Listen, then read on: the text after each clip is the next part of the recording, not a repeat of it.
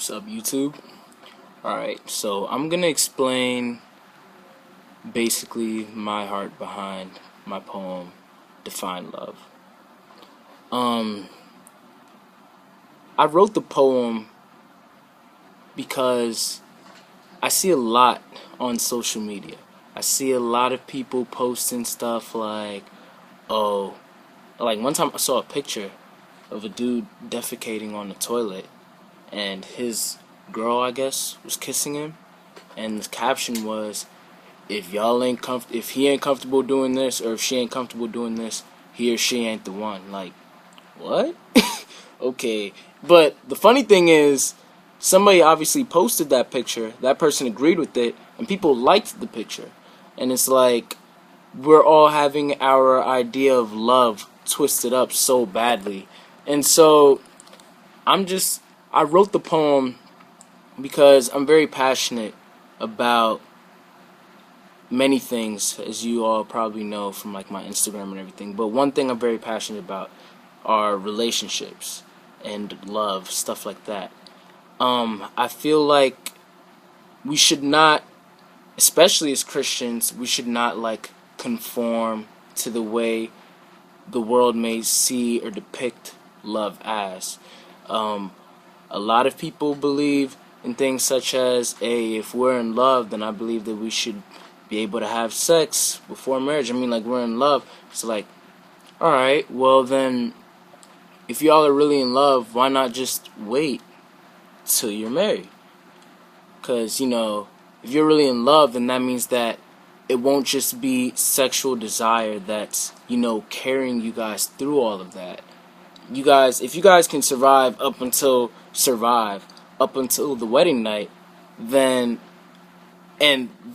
sex is supposed to be the thing that actually tapes you two together. So in that case, I mean, if you can already survive without the tape, then I hope that you guys understand that. But anyway, back to my heart behind Define Love. What I was really the message of my poem basically was just to give people a proper perspective of how God intended us to love each other, to love in a relationship, to love, just in general. I said at the end, imagine a world where everyone loved other people more than they loved themselves. Everyone treated other people better than they would even want to be treated. Not treat others the way you want to be treated, but treat others better than how you want to be treated. And I think that if you could imagine such a world, that's heaven right there, Because, I mean, how many of us really want to get done over, Nobody wants to get shot. Nobody wants to be lied to. Nobody wants to be stolen from or anything. Well, yeah, nobody wants anything of theirs stolen. And so if you don't want any of that done to you, if you don't want to be cheated on, if you don't want to be lied to, if you don't want to have anything of yours stolen, then if you don't do that to other people, then imagine such a world where people also don't do that to you, where your spouse or your boyfriend, whatever it may be, your girlfriend, they avoid such things not because a meme told them to, but that's just that's what love is. Genuinely, love is sacrifice. When you love someone, you sacrifice what you are willing to do to make that person happy.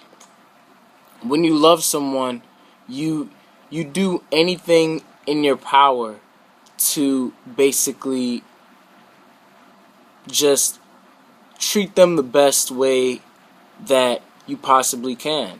When Jesus came, he never said the words, I love you, but he demonstrated it by dying for us. He did the ultimate action of sacrifice. He died for us. And he left. Not only did he die for us, but he was crucified, as in Pontius Pilate put the heaviest consequence on him. He was beaten. He was spat upon. He was he left his home up in heaven, like, just to come down here to live 33 years and die. Not even just a normal death. He was killed for us. That's love. Are you willing to love anybody that way? Love doesn't come down to, oh, well, let's take cute pictures on Instagram. No. I think one of the wisest things that Drake, the rapper, has ever said was, they look like they in love, but only on camera. Because I see that a lot. I know a lot of relationships where I see people on Instagram and everything, they look like they're in love, but it's only on camera. You know, I've seen a lot of relationships that have fallen apart. They look like they were in love on camera, but, you know, and if love never fails, as the Bible says, then how did they necessarily drop out of that love infatuation they were in? Mark Gungor once said that a relationship / marriage only ends for one or two reasons. Either one or both of the partners became selfish. Selfishness and sacrifice, they go hand in hand. If you are willing to sacrifice your own will, what you want in a relationship, to make the other person happy, then I feel like, and if both partners are doing that, then I don't see any way that the relationship could fall apart. You guys are both trying your absolute best to make each other happy. And if you're doing that, then that means that you're actually authentically working hard to not cheat. You're working hard to appeal to the other person, to, you know, satisfy their needs. And if both partners are doing that correctly, genuinely, then how could such a relationship fall apart? Like, that's love right there, because it takes a lot of sacrifice, a lot of humility to be able to carry out such an action. And I feel like that's why, like I said at the end of the poem, if I was to define love with just one word, it would be sacrifice. Because you sacrifice your will. The Bible says that when two people become married, when they engage in sexual relations, become married and all of that, when they consummate, they become one. And I believe that means that in order to become one, it's kind of like you have one container right here. Oh, I got one right here. So now you have one container, and you guys are both trying to fit into this. Now, it's one container with maybe, this is the two couples right here. Both of these, everything in both contents of this cannot fit into this. So that means you have to pick or choose the best parts from both of these to go into this.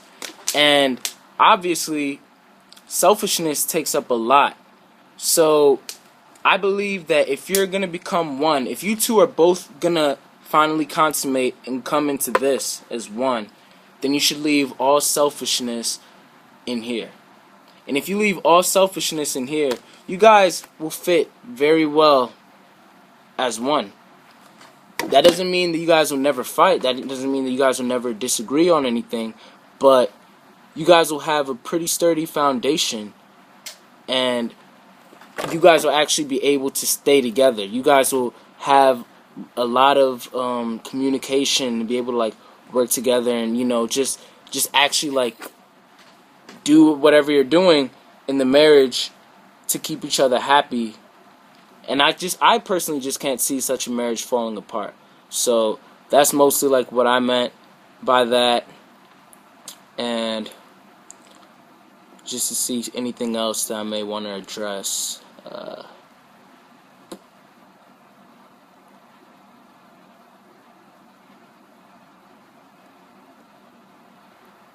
1 Corinthians 13. Now we all know it. Love is patient, love is kind, love does not envy, all of that. Try to keep that all in mind. Like, love was defined right there. Love is patient. Are you patient? Love is kind. Are you kind to your partner? And this doesn't even limit to just relationships. This should be like to everyone. You should love everyone. Because if we lived in a world where everyone loved each other, how could racism continue to abide? How could killing continue to abide? How could lying and cheating, all of that, we'd all love each other to a point where if you truly love somebody, then you wouldn't want to hurt them.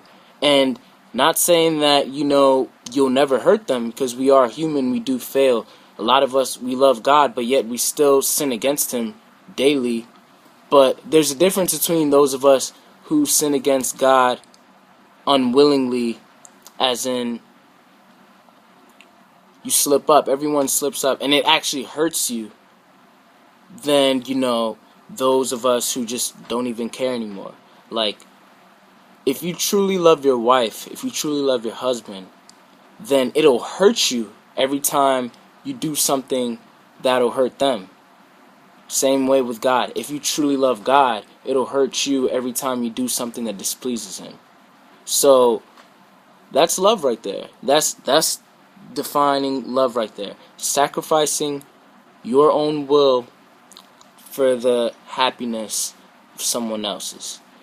When you love God, you're sacrificing your will to sin, because your love for God is much greater than your desire to sin. When you love your spouse, when you love your boyfriend or your girlfriend, you are sacrificing your will to cheat, to watch porn, to masturbate, to lie to her, to steal, to do anything that'll displease her or him, because you love her or him just that much. And that's defining love. It's not kissing while sitting on the toilet or brushing your teeth while he's sitting on the toilet. It's none of that stupid stuff. It's all about sacrifice. Are you willing to sacrifice for that other person? And if you're not, then I guess you should avoid getting into a relationship until then. You have to work on yourself, because a relationship will not survive without sacrifice, without compromise.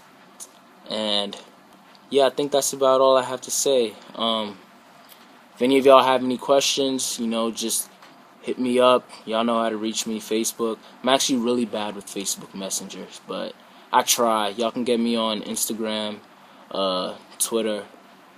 For those of y'all who have my number, just text me. But yeah, that's about it. Bye.